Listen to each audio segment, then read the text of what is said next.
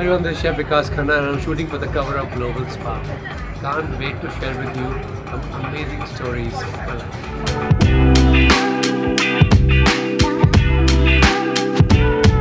My life's biggest project releases in 2026. This is a very significant year for my life and for my culinary arts. क्योंकि मुझे लगता है कि I should be able to tell more stories about our food, our people, through all the mediums, through restaurants, television, and for the movies.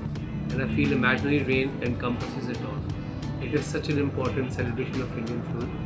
And working with Shabana Azmi and A.R. Rahman and Pratik Patel has been one of the best experiences of my life. This is beyond anything I have ever done in my life, and I can't wait to share it.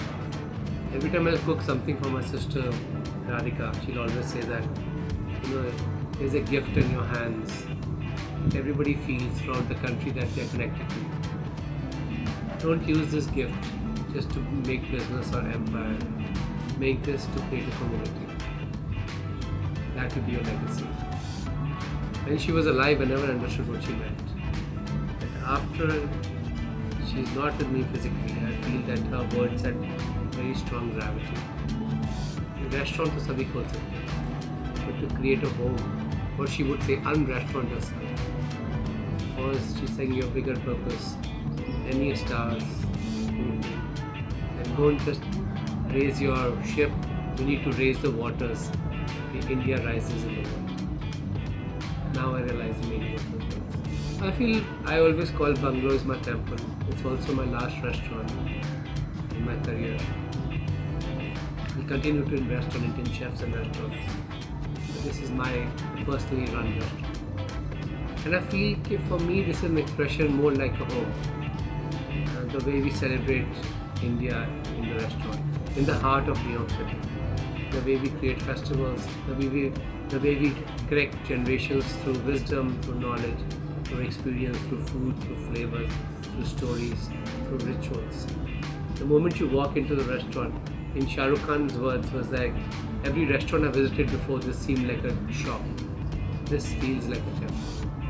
I think it's because there's so much of course, the foundation is pain, but at the same time, it's a very big vision that people in diaspora living in America are so far away from home that we should be able to create something which makes them feel and humbles them that they're visiting a grandmother's house, and also helps them to connect with the next generation, to teach them about it. So I feel that we become without any masks when we used to enter our grandmother's homes or their rooms.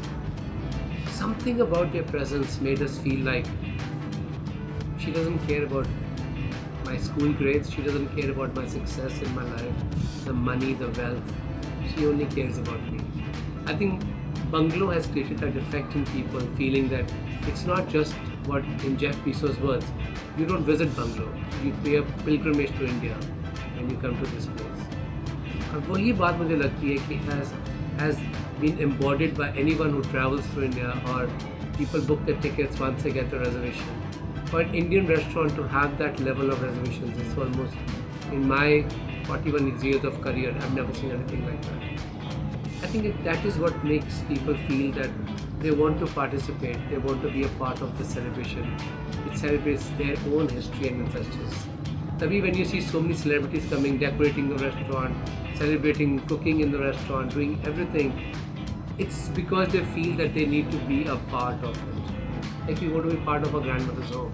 It could be just like fixing a small door, but we want to celebrate that where she lives. So every day we have a big glass ceiling. I decorate the glass ceiling with flowers, making new motifs. We write words on the ceiling to tell kids what it means, much deeper words. We create motifs of gods, of flowers, of rangolis. This has nothing to do with me. I'm extremely a professional chef, but this has got to do with my sister, because she used to feel that she used to live in America. She said, I always miss home the most during festivals. Or यहाँ पे nobody celebrates them. So you feel very unrepresented, insignificant, invisible. We must do this in our restaurant.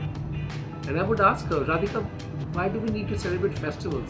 A restaurant has to focus more on food and food and food and tasting menus and this, she's saying that is where you are getting it wrong. This is not why you came in this profession. Because you realized very early in your childhood that this is not a food business. This is a people's business which celebrates food. So please don't mix this. We need to celebrate every festival from every corner of India so that we feel that everyone who has contributed to the what we call the greater Indian culture is being celebrated here, is being represented here, is visible here, has a voice here. So तभी इतने festivals हैं, हर रोज नया festival.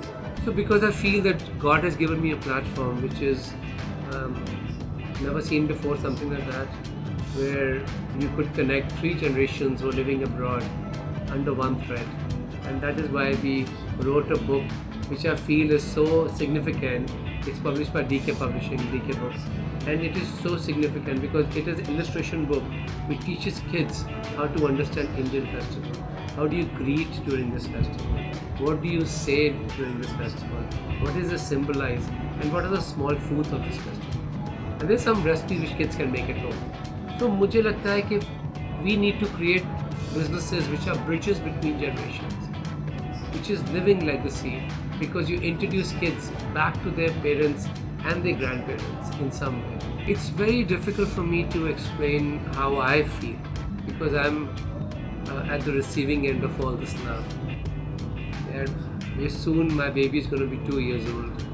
And one thing which I noticed is that after a few months in Manhattan, we say the shelf life of a restaurant is 8 weeks. We are seeing higher waiting lists after 2 years.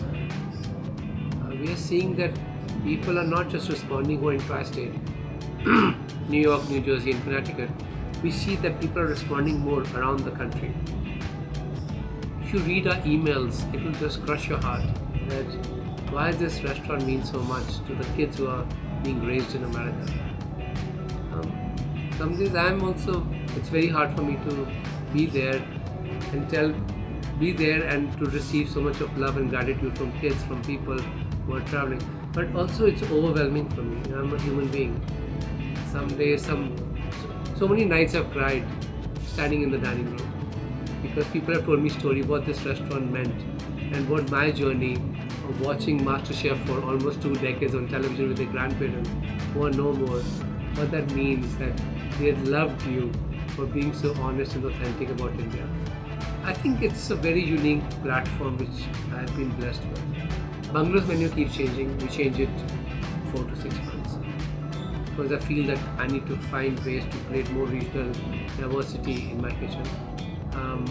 One dish which has been a staple is from Indore. It was inspired from there, and it's dahi ki tikki. I had it at Sarafa. It became dahi ke kebab, and it has become our staple. But we have aloo dum very soon coming, dahi bara from Odisha. A new version of that. I keep adding dishes, experimenting, finding new ways. Abhi amrud ka season hai, so we are doing stuffed guava, which is very much a Maharashtrian dish which I had in one of the Marwari weddings. So I had this amazing dish now, which is going to be represented on such a big scale in New York City.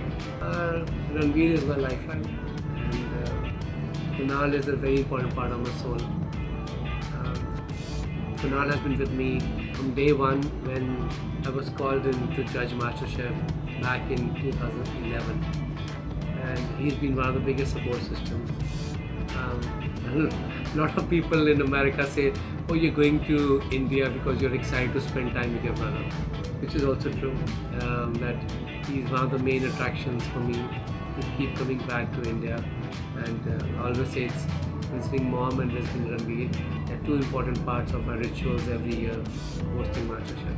I have been sitting on the auditions for almost 16 years, and in the 16 years, I have never seen this level of evolution and thought in Indian food. Kabhi nahi dekha maine. It inspires me. I have a journal which I write every night after the auditions, where I take ideas from what I saw, because now I feel that post-pandemic people have become very conscious of being who they are. The micro cuisines have been one of the biggest educational projects of my life. Like छोटे regions की cuisines and something so unique which is a part of their daily life and we've never even heard of it. It's not even on Google. Nobody knows about it. Till these contestants walk onto the stage and they tell us that this is a very important dish of the night. So ये मेरे लिए educational है MasterChef में आना हर साल. I'm not very fit. I want to be more fit. I'm going to be 55 this year. And one of the biggest mantras for me is that mental health is more important than physical health. If you have strong mental health, you have a good ecosystem of people who love you, you feel safe around them, and they protect you. And that is something which is even more important. I feel that that leads you to the point where you want to live life to your full. You take care of yourself every single day. I'm extremely fitness freak. I don't take cabs. I don't take. I bike everywhere in New York. I work out every single day, even in jet lag. It could be small cardio or it could be just yoga, but I do that every single day as a ritual. I don't eat very late. I don't eat too much carbs at night. I don't eat too much salty food also. So मेरा जो mantra है मेरा diet का, which I've openly shared, that I live on a very high protein diet, and that is important for me because when I stand on the big stages in America, I don't represent my last name, I represent my country, and I have to be in that state constantly where people feel that this is a bigger representation of kitchens. My wellness mantra is staying calm. For somebody like me who's had neck-breaking success and back-breaking failures, how do I keep a balance? Like, there were so many times in the Western world where I was the only Indian to ever achieve Michelin star. So many years and we would always wonder, are we going to grow in this space, or are we going to be just stuck with this little success which we are tasting? Are we going to have a moment in America? And now I feel that yes, that was just the spark, and now I see the fire globally, that how Indian food is becoming mainstream in so many countries around the world, especially in America, and I feel very proud of that. Next for me has to be my launch of my movie Imaginary Rain. I have a new, very big novel coming out this year end. I have 2 cookbooks coming out, and Bungalow is very important.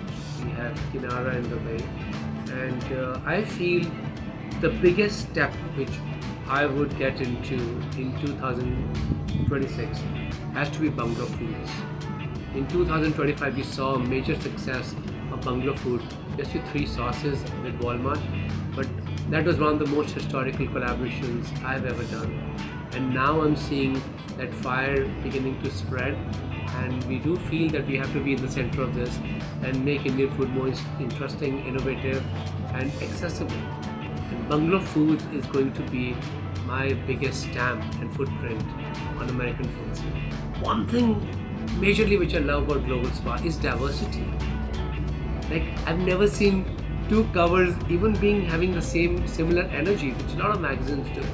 It's always something fresh and always something surprising.